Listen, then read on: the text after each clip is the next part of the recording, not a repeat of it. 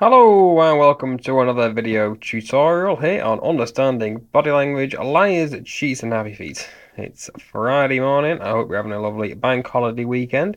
So the video I've got for you today is the boxer, Arturo Gatti's death. Now this boxer died in 2009 in July in a hotel room in Brazil. The autopsy came back that he committed suicide. However, there's a big fury around the role his wife had in his death. So what we're going to look at today is a little bit of statement analysis. So we're going to just break down the words that his wife uses to describe what happened that night, and we can see if she's concealing anything or if she's being truthful. So let's just widen the screen. I shall press play. I'll give you a little bit of background information on this before we start. This little segment I've analysed here is from the video, which is an hour long, and I'm only going to be analysing around about a couple of minutes of it. So we have to bear that in mind. I'm not necessarily looking at the body language on show, because there isn't that much. We're just going to break down the grammar and the words, and that's called something called specific content analysis. So, before I press play, they're talking about what happened the night this boxer died. These two, his husband and wife, went out for a meal. They had a big row, and his wife here is just talking about what happened. So I'll just press play, and I'm pretty sure you'll be able to follow the story. So here we go. Because I couldn't stay more. And that's when the fight started. And when you say fight, how serious was this fight? It was an ugly fight. A crowd soon gathered. According to police reports, Arturo threw her to the ground. This police video shows the injuries to her arm and chin. Did he hit you? He didn't hit me, but he threw me on the floor, and I hurt my arms. How did he throw you? I don't want to talk about that. In a flash, Arturo took their 10-month-old baby and took off. Okay, so if you're unfamiliar with this story, these two have gone out for a pizza. They've had a huge row, and here he is, here's the boxer, and he's taken the child and he's wandered off. So, She stole her, Right? and he went to another direction. So they just left you. They just left me. When he returned minutes later to look for his wife, the angry crowd began throwing things at him.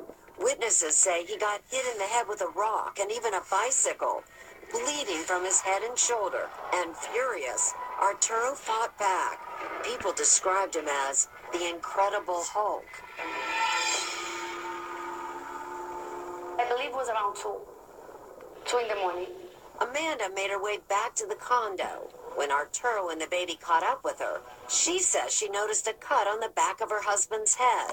okay, so what's happened? They've had a big row, and obviously they've gone their separate ways. However, they've come home now, and this is where the area I need to start breaking down some other statements. So just bear with me. Let's just let this play. Happened to me.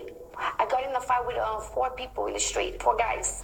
Okay, that's a speech error. It's 4 people. I'm pretty sure he wouldn't have said that. So that's not mirrored language. That's not been relayed back. Obviously, she's just thought of that. So I'm not quite sure that he would have said 4 people. I'm sure he would be able to distinguish whether the fact they're male or female.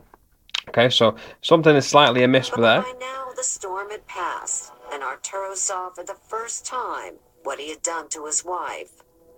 He was not angry. It seems like the other Arturo, my husband, was there. And he was like, who did that to you? And I was like, you did that to me, Arturo. According to Amanda, she had finally had enough and took their son with her to bed. And before I got in the stairs, he looked at me. He was sad. He just said, so I guess it's over, huh?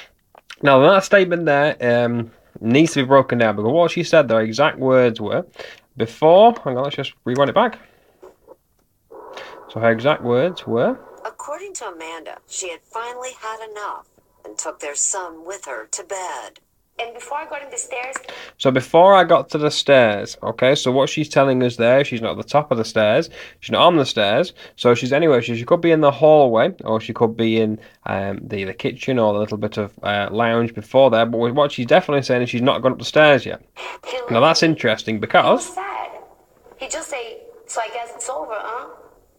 And I look at him, and I say, it's over. I couldn't take that anymore. So what's the next thing you remember? All right, so I wake up because Junior already woke up. It was time for him to have his bottle.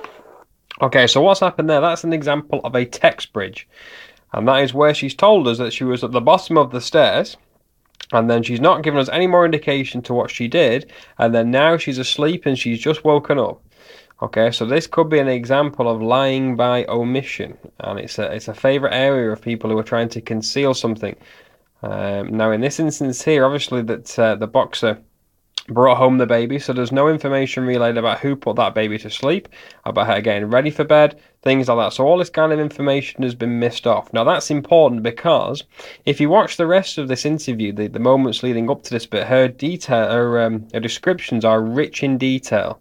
So often we like telling a story and then just concealing a little bit we don't want to talk about, and then get back to telling the truth. Now, it's very interesting here that there's been a massive time delay from the time she was at the bottom of the stairs, which would have been down here, to her being asleep. So all that information there has been completely missed off. So what I think would need to happen was, if this investigation was to be reopened, is to question her thoroughly about what happened before the time when she was at the bottom of the stairs and up to the point where she got into bed, because that area is not discussed throughout this interview. And I think that's very significant because she could be potentially concealing something. Obviously, she's been found innocent and no charges are brought against her. The ruling in this case that he died of suicide or a hanging, that's the verdict. However, private investigators have come in and completely dismissed that theory that he hung himself, and they brought about this theory that he was hit on the back of the head and a blunt force trauma killed him. So I think they could be possibly pointing the fingers at his wife, but obviously that's just speculation at this stage. And I went downstairs and Arturo was... Okay, so the story continues. She's talking about when she came home and came back downstairs. He looks like he was sleeping.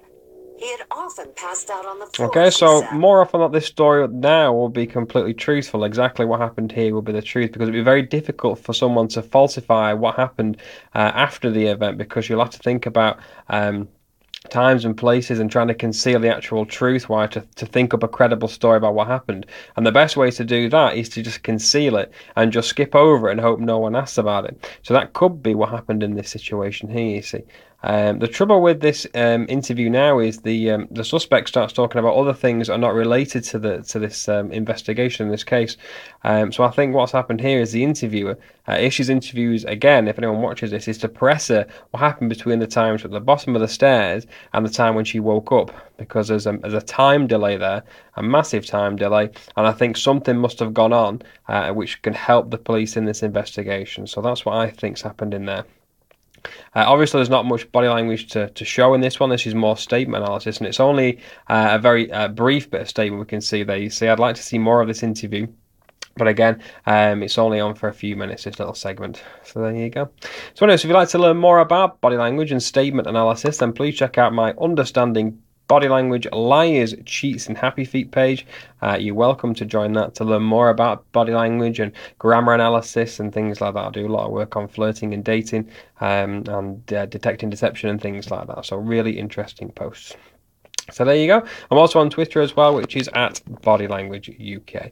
So there you go. So that little segment there is an example of what I call a text bridge, when we tell the truth up to a certain point, conceal a bit we don't want to talk about, and then resume telling the truth. That's why I potentially think could have happened as an investigation, but that's just my opinion.